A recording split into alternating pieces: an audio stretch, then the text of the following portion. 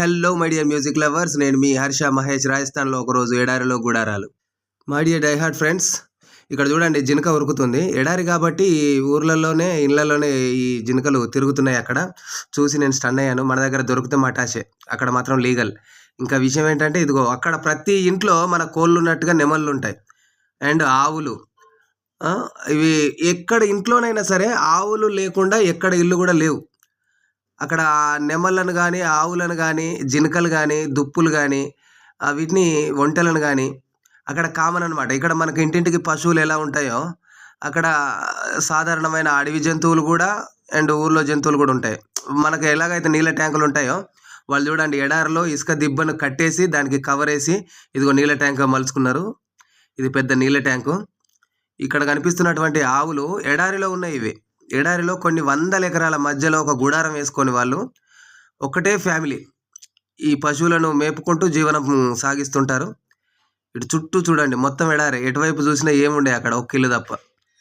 ఓకేనా? అలా పోతూ పోతూ ఉంటే ఒక డైరీ ఫామ్ కూడా వచ్చాం మేము. ఇది ఊర్లో అన్నమాట. ఆ ఎడారిని వదిలేసి మళ్ళీ ఇది ఊర్లోకి వచ్చాం. ఇతను ఒక రైతు.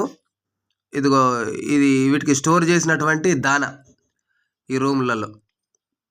మనం పెట్టే దాన కంటే వీళ్ళు పెట్టే దాన ఏంటంటే స్టోర్ చేసి వీటిని బయటికి పట్టుకపోరు కాబట్టి స్టోర్ చేసి పెట్టుకుంటారు. ఇగో ఈయన రైతు. ఇది ముర్రా జాతి ఆవులు, బర్రెలు, హర్యానా జాతివి, ముర్రా జాతివి, తర్వాత ఇంకేంటివి గిరిజాతివి, ఇంకోటి ఏదో అన్నాడబ్బా. ఇగో ఇవన్నీ ఆవులది అండ్ పశువులది, బర్రెలది షెడ్డు. వాళ్ళ దానికోసం ఏర్పాటు చేసిన కూలర్ ఇది. ఇక్కడ కూడా రైతు బాగానే మెయింటైన్ చేస్తున్నాడు. రాజస్థాన్ అయినంత మాత్రాన డైరీ ఫామ్ మెయింటైన్ చేయొద్దని ఏం లేదు కదా.